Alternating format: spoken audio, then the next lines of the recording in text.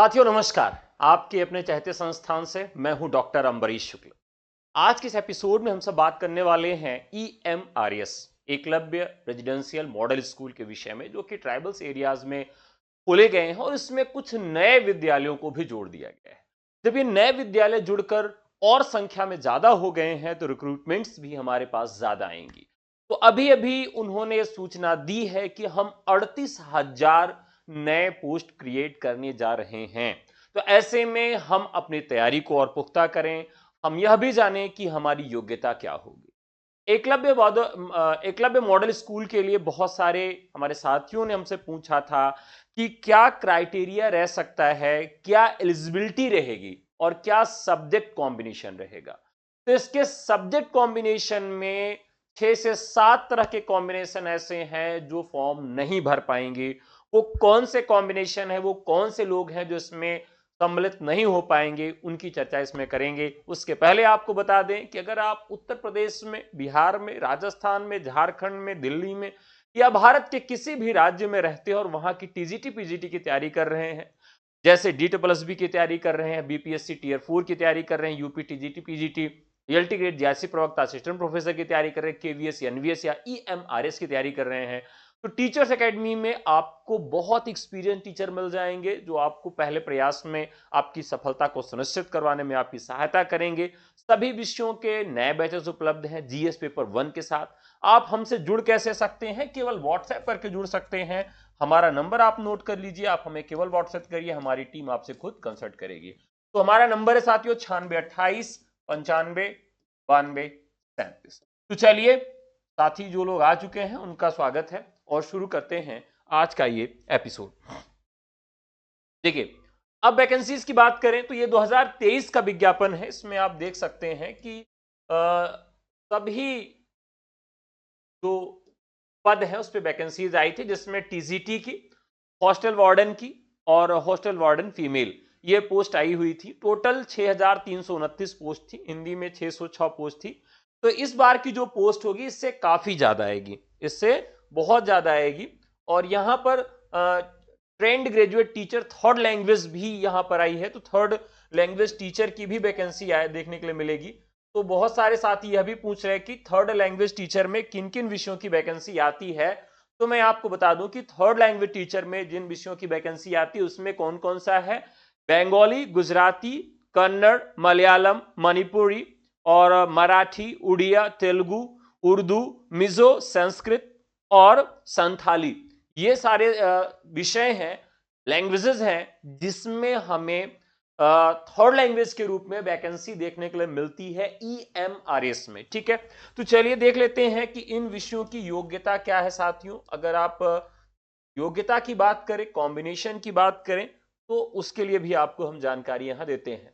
इसके अलावा trained graduate teacher TGT miscellaneous category में भी कुछ पोस्ट आती, जिसमें म्यूजिक है, आर्ट है, फिजिकल एजुकेशन टीचर की भी विज्ञप्ति आती है और वो मेल फीमेल के लिए अलग अलग आती है, और लिब्रेरियन की भी वैकेंसी आपको देखने के लिए मिलती है। ठीक है, तो आप यहां इसके लिए भी अप्लाई कर सकते हैं। टीचिंग और नॉन टीचिंग दोनों तरह के पद यहां पर सम्मिलित हैं।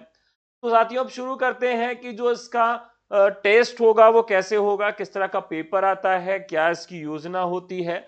तो एग्जाम ऑब्जेक्टिव मोड में होगा 120 मार्क्स का, और लैंग्वेज कंप्रीहेंशन जो होगा टेस्ट होगा वो 30 मार्क्स का, ये आपका रहेगा। अब यहां पर ये पेपर जो करवाए जाते हैं साथियों, वो करवाए जाते हैं CBT मोड पे, यानी कंप्यूटर बेस्ड टेस्ट पर आधारित ये पेपर होता है, जिसमें जनरल अवेयरनेस के 10 नंबर्स क्वेश्चन 10 नंबर्स के होते हैं, रीजनिंग होती है, ICT होती है, टीचिंग एप्टीट्यूड होता है 10 नंबर्स का, और पार्ट 4 जो होता है, पांचवा जो होता है, जिसमें आपके सब्जेक्ट से भी सब प्रश्न पूछे जाते हैं और पैडागॉजी से भी संबंधित क्वेश्चन आपसे पूछे जाते हैं। दोनों को मिला के 80 प्रश्न होते हैं, टोटल प्रश्नों की संख्या 120 होती है।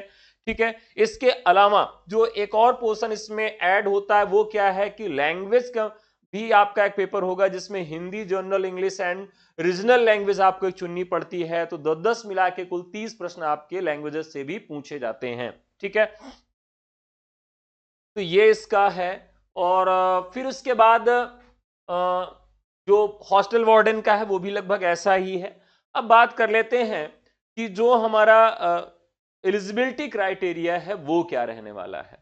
तो देखिए सभी विषयों का एलिजिबिलिटी क्राइटेरिया मैं आपको यहां डिफाइन कर दे रहा हूं। सबसे पहले साथियों जो हमारे पास सब्जेक्ट है वो कौन कौन से सब्जेक्ट हैं? TGT English, Hindi, third languages या मैथमेटिक्स, साइंस, सोशल साइंस। ये टीजीटी ग्रेड के पेपर होते हैं जहां पर आप अप्लाई करते हैं। Train graduate teacher 4600 grade pay की नौकरी है साथियों। और इसमें एज लिमिट क्या है? तो उसमें एज लिमिट इन्होंने स्ट्रिक्टली कह रखा है कि भाई नॉट मतलब 35 ईयर्स, 35 साल से अधिक के जो अभ्यर्थी हैं वो यहां पर एलिजिबल नहीं है। एज रिलैक्सेशन जो है वो SC, ST, OBC and other categories are applicable under government of India rules up to 55 years EMRS employees. जो EMRS के एम्प्लॉइज हैं उनके लिए 55 साल तक के लिए क्राइटेरिया है। बाकी जो सेंट्रल गवर्नमेंट के रूल है उसमें ही आपको छूट मिलेगी।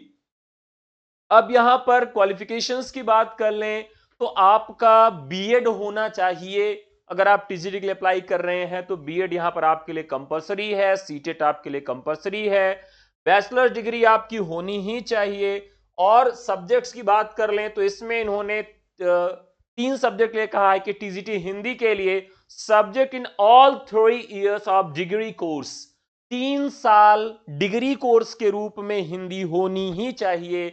अगर आप मान लीजिए कोई कोर्स कर रहे हैं, बीए कर रहे हैं, तो बीए में 3 साल हिंदी आपकी होनी चाहिए। यानी 2 साल अगर आपकी हिंदी है तो you are not eligible for this course. ठीक है, तो आपकी टीजीटी हिंदी के लिए 3 साल डिग्री कोर्स होना ही चाहिए।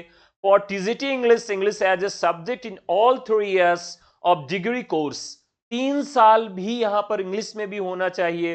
For TGT maths, bachelor degree in mathematics along with physics and one of the following subjects chemistry, electronics, computer science and statistics। अगर ये आपका मैथमेटिक्स तो होना ही चाहिए। Bachelor degree mathematics along with मतलब मैथमेटिक्स अगर आपका है ग्रेजुएशन वो ठीक है, लेकिन उसके साथ any one of the following subjects, इनमें से किसी एक के साथ आपका कॉम्बिनेशन भी बनना चाहिए।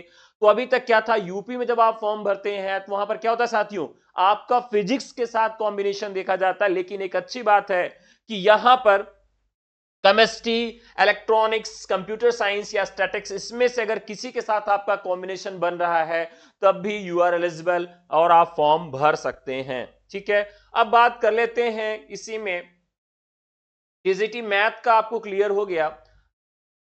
तो यहां पर ये कह रहे हैं कि अगर कोई ऐसी कंडीशन आती है only 2 subjects out of the 6 आप maintained above the final year of the graduation, तो उसमें भी वो कह रहे हैं कि आपका mathematics, physics and chemistry, electronics, computer science, statics in the first and second year of the graduation, candidates who have passed BSc degree with honour in math subject would be considered eligible for only if they have studies physics and chemistry, electronics, computer science and statistics in any of the 2 years of the course। तो यहां पर इन्होंने clearly कह दिया है कि भाई 2 साल आपका इसके साथ कॉम्बिनेशन होना ही होना चाहिए। नहीं है कॉम्बिनेशन तो आप एलिजिबल नहीं हैं। ठीक है, तो ये तो आपने देखा हिंदी के लिए अनिवार्य है और इंग्लिश के लिए 3 साल अनिवार्य है, मैथमेटिक्स के लिए है। और फॉर इन्होंने अंत में दिया है फॉर टीजीटी साइंस में बॉटनी, जूलॉजी एंड केमिस्ट्री। देखिए टीजीटी साइंस के लिए इन्होंने क्या क्या रखा है भाई, तो बॉटनी रखा है, जूलॉजी रखा है और केमिस्ट्री रखा है। ठीक है, आगे बात करते हैं थोड़ा सा अदर स्टेट्स के हिसाब से और यूपी के हिसाब से इसकी एलिजिबिलिटी क्राइटेरिया थोड़ा सा डिफरेंट है। तो देखते हैं कि और इसमें क्या है। The candidate should have studies botany, zoology and chemistry during the 3 years of the stay in graduation। यानी आप जो 3 साल का क्राइटेरिया है उसमें आप जो है should have study botany, zoology और केमिस्ट्री आप पढ़े होने चाहिए। इनकेस आप सर्च यूनिवर्सिटीज मतलब कुछ विश्वविद्यालय ऐसे हैं जो 2 साल का सब्जेक्ट फाइनल ईयर में रखते हैं ग्रेजुएशन में, candidate should have studies and one of 2 subjects of botany and zoology and chemistry in the final year of examination इनमें से किसी दो सब्जेक्ट को आप लगातार 3 साल पढ़े हों, जहां पर एक विषय छोड़ देना होता है लास्ट ईयर में। ऑनर्स डिग्री में भी यही बात इन्होंने की है। टीजीटी सोशल साइंस का भी क्राइटेरिया हम देख लेते हैं कि टीजीटी सोशल साइंस का क्या क्राइटेरिया है। तो यहां पर क्या है कि candidate should have study an of 2 subject out of the following subject combination at the graduation level, जिसमें आपका सबसे पहला history with geography, economics, political science. इसमें उन्होंने कहा है कि 2 विषय आप होने ही चाहिए। कैसे होने चाहिए? The candidate should have studied any 2 of the subject out of the following subject combination at the graduation level.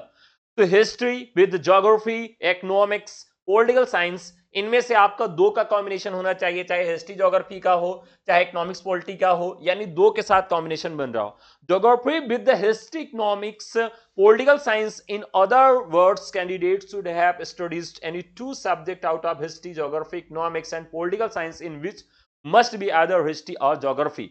तो यहां इन्होंने एक बात और कही है कि भाई आप कॉम्बिनेशन किसी के साथ भी बना लीजिए, लेकिन हिस्ट्री और ज्योग्राफी आपके कॉम्बिनेशन में होना ही होना चाहिए। तो पहले में तो उन्होंने कहा कि भाई कुछ भी कर लीजिए, लेकिन दूसरे में इन्होंने एक बात और कह दी है कि भैया ऐसा है कि आपको ज्योग्राफी और हिस्ट्री में एक रखना ही पड़ेगा कॉम्बिनेशन में।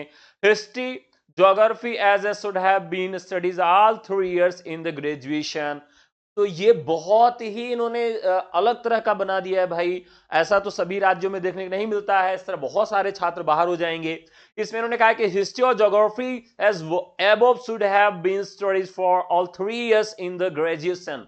ग्रेजुएशन में कम से कम ये 3 साल आपने पढ़ा हो। कौन से सब्जेक्ट? ज्योग्राफी और हिस्ट्री। बाकी कॉम्बिनेशन आप किसी के साथ भी बना रहे हो, ठीक है। In case of honour degrees histories, candidates should have studied geography, economics, political science in any 2 years of the course. Similar in the case of honors degree in geography, and the candidate should have studied history, economics, political science in any of the 2 years of the course. Candidates with a BA honors in economics or political science are eligible for the post of TGT social science.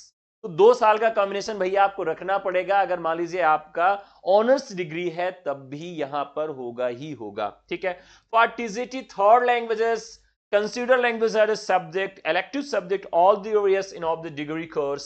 अगर आप कोई degree course कर रहे हैं, third languages का है, तो वो सब्जेक्ट आपका 3 साल होना ही चाहिए। मान लीजिए जैसे आप संस्कृत थर्ड लैंग्वेज के रूप में चयनित कर रहे हैं, तो 3 साल आपकी संस्कृत होनी ही होनी चाहिए। मैथिली चुन रहे हैं, मराठी चुन रहे हैं, बांग्ला चुन रहे हैं, तो वो डिग्री कोर्स में 3 साल आपके होने ही होनी चाहिए, ठीक है।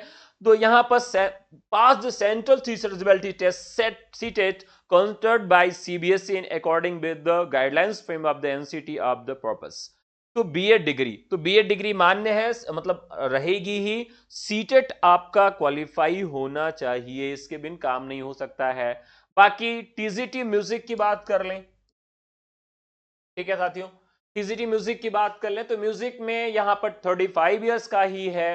Bachelor degree with music from a recognised university institution, तो यहां बैचलर डिग्री आपकी होनी चाहिए। टीजीटी आर्ट के लिए यहां पर degree in fine arts craft from a recognised university, BEd degree in fine arts from recognised college of education. तो म्यूजिक में बीएड अनिवार्य नहीं है, लेकिन आर्ट में आपके बीएड अनिवार्य है। टीजीटी फिजिकल एजुकेशन के लिए 35 इयर्स यहां पर भी एसेशनल क्वालिफिकेशन में bachelor degree in physical education from a recognised university. तो आपको फिजिकल एजुकेशन पीईटी टीचर के लिए भी ग्रेजुएशन होना चाहिए, ये भी आपके लिए अनिवार्य है। और टीजीटी लाइब्रेरियन के लिए degree in the library science from a recognised university और graduate with 1 year diploma in library science from a recognised university. तो यहां पर भी आपके लिए बीएड अनिवार्य नहीं है, ठीक है। तो ये पूरा इसका क्राइटेरिया रहा। सभी विषयों का लगभग मैंने आपको बता दिया है। और वो एज रिलैक्सेशन किसको किसको मिलेगा, एक बार ये भी आप लोग देख लीजिए कि किसको किसको मिलेगा। अगर आप एज रिलैक्सेशन चाहते हैं तो कहां कहां मिल जाएगा। एज रिलैक्सेशन आपको मिलने वाला है शेड्यूल कास्ट के लिए, शेड्यूल ट्राइब के लिए 5 इयर्स, अदर बैकवर्ड क्लास के लिए 3 years, candidate with 3 years continuous service in central government provided the post area same the allied cards 5 year. अगर कोई सेंट्रल गवर्नमेंट में काम कर रहा है 5 साल का है। Person ordinary domiciled in the UT of the Jammu Kashmir and during 1/1/1918 to 31/1/2/1989 5 year, यानी कोई जम्मू कश्मीर में रहता है उसके 5 साल के लिए है। और उसके बाद पर्सन विद डिसेबल, कोई अगर विकलांग है तो 15 साल, 13 साल और 10 साल इसके लिए, SC ST के लिए 15, OBC के लिए 13 और जनरल कैंडिडेट्स के लिए 10 साल का है। और कोई यहीं पर एमआरएस में काम कर रहा है तो 55 साल के लिए, MRS employees who are applied for regular pay scale for MRS उनके लिए 55 साल। तो ये पूरी योग्यता है, ये पूरी विशेषता थी, आप लोगों ने लगातार कहा था तो मैंने आपको बता दिया था। ठीक है, तो लगभग सारी कंफ्यूजन आप सबकी दूर हो चुकी है, आप सब पूरे विषय में जान चुके हैं। आपको शुभकामना है और अभी से आप तैयारी शुरू कर दीजिए। अगर आप हमारे यहां जुड़ के तैयारी करना चाहते हैं तो आप हमें व्हाट्सएप करके हमसे सीधे जुड़ सकते हैं। हमारा नंबर है 9628959237। तो साथियों, एक मोस्ट इंपॉर्टेंट बात है जो आप लोग लगातार पूछ रहे, जीडीसी का विज्ञापन कब आएगा। तो जीडीसी के लिए आपको बता दें कि जीडीसी के लिए जो इसमें सारा काम हो गया है, जो सबसे बड़ा काम है वो अभी अप्रूव नहीं हुआ है। क्या अप्रूव नहीं हुआ है कि इसकी परीक्षा में जो थोड़े बहुत बदलाव किए गए थे, स्क्रीनिंग एग्जाम को हटाकर उसको मुख्य परीक्षा बनाया गया था, जिसके अंकों को साक्षात्कार के अंकों के साथ जोड़ा जाना था, तो उसमें थोड़ा सा भी समस्या है, तो अभी के लिए थोड़ी सी मुश्किल लग रही है। तो बहरहाल ये अप्रैल तक फॉर्म आपके आ सकते हैं, अप्रैल तक। ठीक है, तो मार्च लास्ट से अप्रैल भर में ये फॉर्म जीडीसी का आ सकता है। जीडीसी में 3 साल, देखिए उसमें उन्होंने केमिस्ट्री, जूलॉजी और बॉटनी को रखा है। ठीक है, उसमें कम से कम 2 सब्जेक्ट आपके 3 साल पढ़े होने चाहिए। ठीक है, चलिए, तो लगभग सभी के सवालों के जवाब मिल चुके हैं।